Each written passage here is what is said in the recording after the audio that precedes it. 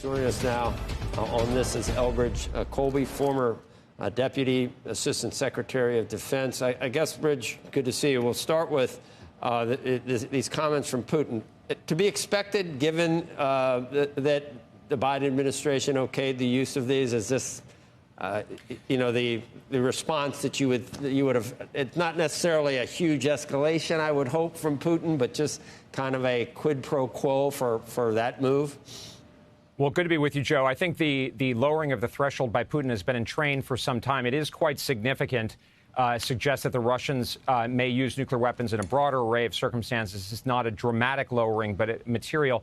But, Joe, I would see Russia's response. What Putin himself has said in the past is there could be horizontal steps, for instance, aid to the Houthis, to North Korea, to China, to Iran itself. So, and we'll see if there's further responses by Russia. There's also reports that there may be further sabotage in the North Sea, for instance.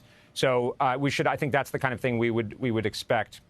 So even though they used, the threat of perhaps a nuclear escalation, that's not really what he meant. He'll accomplish it through more conventional means that it almost sounds like an Iran proxy or something. Well, there's that. But also, Joe, I think this is something to underline is how badly the situation is going. The Deputy National Security Advisor to President Biden said yesterday that the situation for Ukraine is extremely difficult. This is after 3 years of the Biden administration policy, and that Russia is continually upping the ante. And so I see the Biden administration's decision here, which is bizarre and I think inappropriate given it's in the transition period. The American people elected President Trump on a very different policy platform. It's kind of like a reductio ad absurdum of the Biden administration policy, because the New York Times is reporting that the Biden administration doesn't even think it's going to make a big difference, that neither the Ukrainians nor we ourselves have sufficient ATACMS in the inventory to really make a difference. And, the FT's reporting and other sources this morning that the Ukrainians have used it. The Russians have already moved a lot of their forces. They've adapted to this possibility. They're claiming they've shot down several of the ATACMS. We don't know. I'm not saying it's nothing, but it's a significant escalation on our part where we don't really think it's going to make a difference. And so it's, I think, a real, as I said, expression of the Biden administration's kind of symbolism over effectiveness policy that I think President Trump, we need to come in as soon as possible to deliver good results for the American people and, frankly, our allies.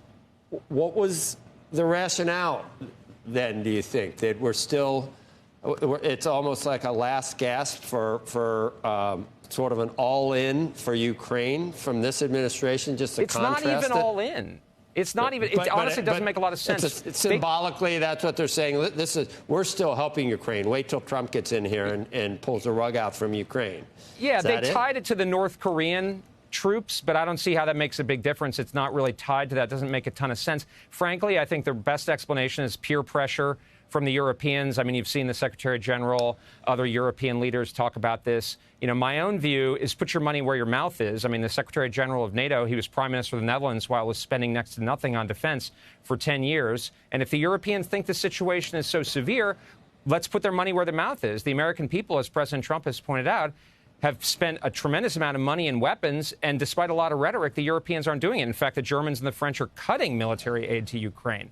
So what's happening here? So I think trying to make peace and getting the Europeans to step up is the right policy proposal, and I think that's what I don't speak for him, but what President Trump has expressed.